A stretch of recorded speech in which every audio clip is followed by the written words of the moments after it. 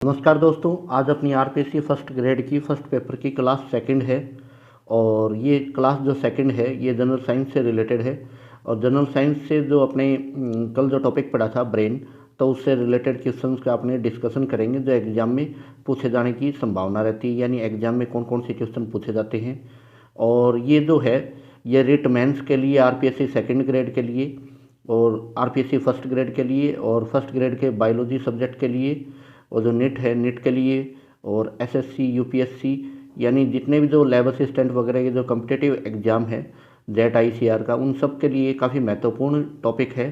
तो फिर सेकंड ये है कि जैसे अपने अभी रिट की कट ऑफ भी जैसे आप सभी को पता है कि कितनी क्या रही है, सभी को अपने अपने सब्जेक्ट वाइज, जैसे साइंस की क्या रही है, एसएसटी की क्या रही है, संस्कृत हिंदी, यानी सभी को अपनी अपनी कट ऑफ का जो मार्क है, इंग्लिश की कट ऑफ क्या है, और सभी को अपने अपनी कट ऑफ का पता है। इसी प्रकार आरपीएससी सेकंड ग्रेड का भी आप सभी को अपनी कट ऑफ, जैसे साइंस, मैथ और ये जो अपनी क्या बोलते हैं एसएसटी, संस्कृत हिंदी, सभी का पता है। RPSC first grade cut off का सभी को पता ही है। और अभी रिजल्ट भी आ रहे हैं, जैसे फिजिक्स का भी आ गया, केमिस्ट्री नहीं फिजिक्स का आ गया, बायो का आ गया, और अभी फर्स्ट ग्रेड के रिजल्ट कंटिन्यू आ रहे हैं। तो अपने को सभी को अपनी मार्किंग का पता है। अगर अपना होता है तो बहुत वेल गुड है कि अपना हो गया और अपन ज्वाइनिंग मिल जाएगी नेक्स्ट वन। और अपने भाई कहीं भी अगर थोड़ी मोटी संभावना रहती है मिस हैपनिंग की, तो अपने को तैयारी स्टार्ट कर देनी चाहिए। इनमें किसी प्रकार से टाइम ख़राब मत कीजिए, क्योंकि पल पल कीमती रहेगा। और 35% 40% का रूल है। तो अभी फर्स्ट ग्रेड में जो नतीजे आ रहे हैं वो सारे नतीजे चौंकाने वाले हैं कि फर्स्ट पेपर में अपने को पता है कि 35% 40% तक नहीं बन रहे। तो अपने को फर्स्ट पेपर को प्रिपर वे में यानी प्रॉपर वे में तैयार करना पड़ेगा। और साथ ही साथ संस्कृत विभाग है, उसमें रिट की वैकेंसी भी आ रही है साइंस मैथ वालों के लिए काफ़ी अच्छी। तो उनको अभी से प्रिपरेशन स्टार्ट कर देनी चाहिए, यानी अपना टाइम ख़राब किए बिना, और अभी से एक शेड्यूल्ड तैयारी करनी चाहिए। और इस मुहिम में हम आपका साथ दे रहे हैं, यानी डेली आपको टॉपिक भी करा रहे हैं, और उससे रिलेटेड जो एमसीक्यू है वो भी डेली करवाते रहेंगे, ताकि आपको किसी प्रकार से परेशानी नहीं हो।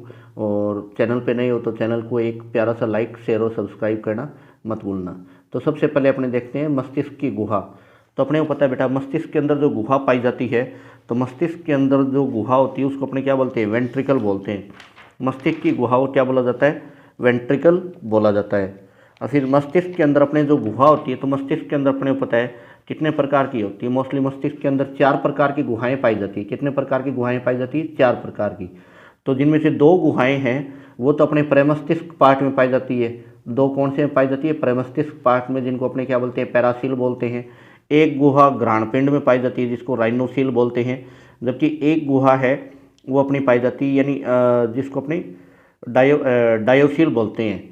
यानी एक को क्या बोलते हैं, डायोसील। तो अपनी गुहाएं कौन कौन सी होगी, यानी 2 तो पैरासील हो गई, तृतीय गुहा है उसको अपने डायोसील बोलेंगे, जो डाइनसिफेलॉन की छत में प्रेजेंट रहती है। जो फोर्थ है अपनी, यानी उसको अपने ने क्या नाम दिया था, राइनोसील। क्या नाम दे दिया था, राइनोसील। तो इस प्रकार 4 ये वेंट्रिकल पाई जाती है। ब्रेन में कितनी वेंट्रिकल पाई जाती है, 4, यानी 2 तो पैरासील हो गई, एक राइनोसील और एक डायोसील। फिर मस्तिष्क की उत्पत्ति। तो मस्तिष्क अपने को पता है केंद्रीय तंत्रिका तंत्र का भाग होता है। किसका, केंद्रीय तंत्रिका तंत्र का। और इसकी उत्पत्ति होती है जो जनन स्तर होते हैं। तो जनन स्तर कितने प्रकार के होते हैं, 3, एक्टो, एंडो और मीजो। तो एक्टोडर्म से इसकी उत्पत्ति होती है। थर्ड देखिए, मस्तिष्क दोष का पता कैसे लगाया जाता है।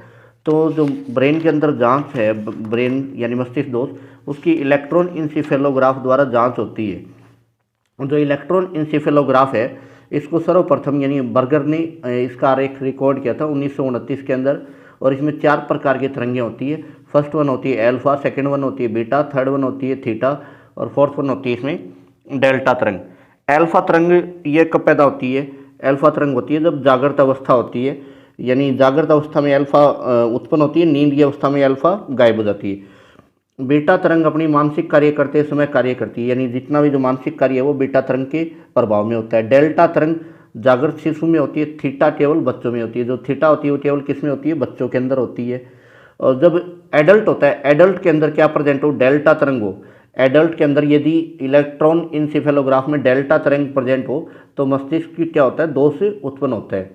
फिर मस्तिष्क की बाह्यतम परत की बात करें तो मस्तिष्क की बाह्यतम परत कहलाती है ड्यूरामेटर। क्या कहलाती है, ड्यूरामेटर। 3 परतें होती है, बाह्यतम ड्यूरामेटर होती है, मध्य परत है वो अपनी कौन सी होती है, एरिकनोइड होती है, आंतरिक परत कौन सी होती है, पायामेटर। कौन सी थी, ये मिस प्रिंट कर दिया थोड़ा छापने वाले में अपने कंटेंट राइटर ने। ये पायामीटर होगा, टैकिज का टय होगा, और ड्यूरामीटर यानी लैकिज का टय होगा। तो आउटर ड्यूरामीटर, मिडल है एरिकनॉइड, और सी कैसी होगी, पायामीटर।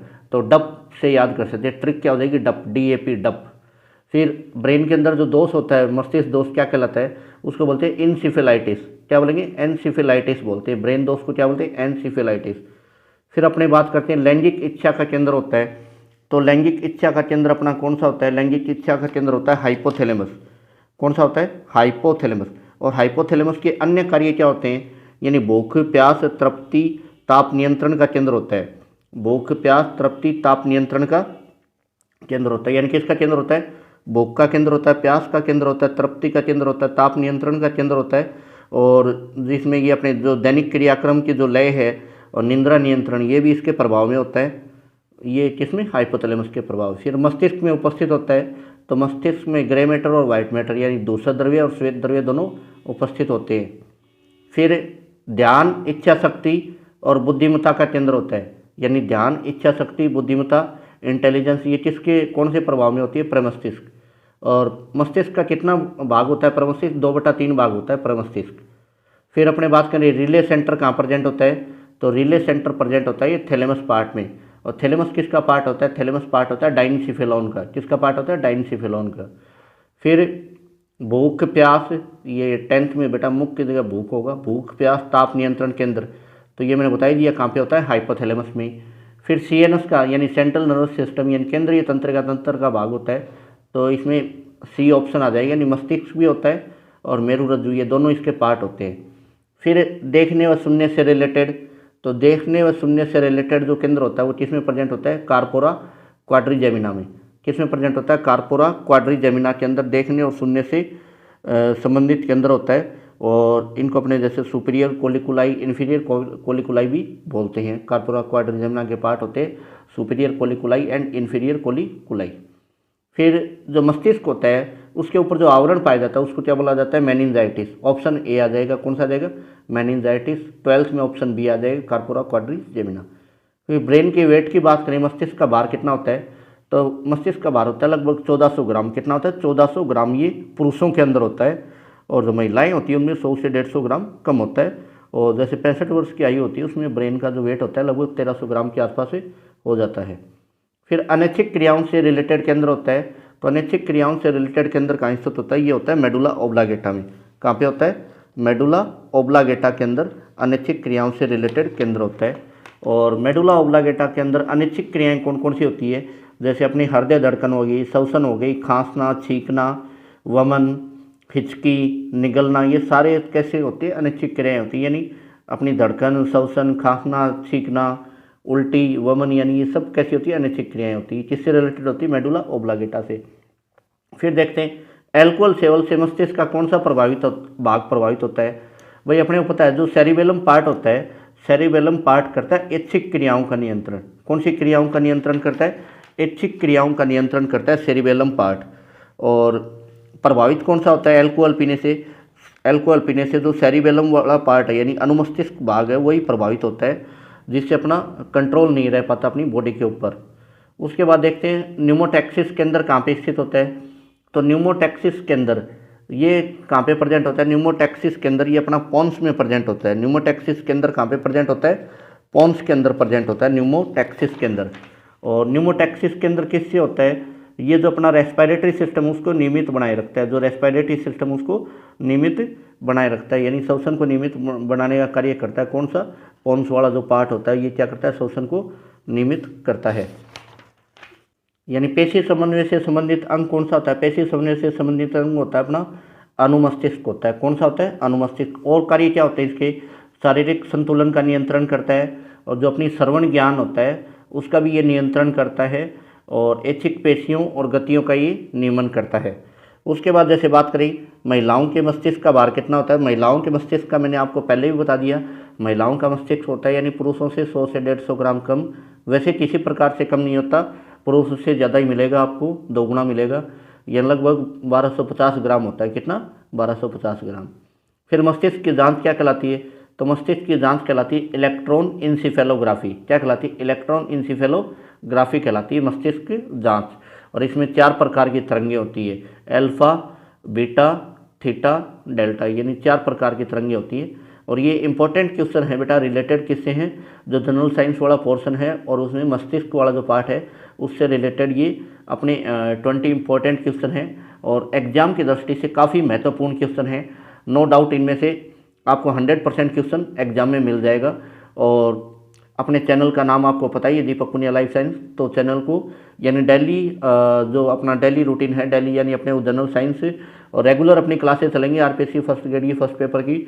तो अपने चैनल पे नए हो तो चैनल को अभी लाइक शेयर और सब्सक्राइब भी ज़रूर कीजिए और ज़्यादा से ज़्यादा चैनल को शेयर कीजिए और कमेंट करके भी बताएं कि क्वेश्चनों का लेवल किस प्रकार का आपको लगा है। और अन्य कोई आपको रिक्वायरमेंट हो तो वो भी आप कमेंट करके इनमें बताइए। और थैंक यू, धन्यवाद। मिलते हैं कल दोबारा इसी समय। धन्यवाद।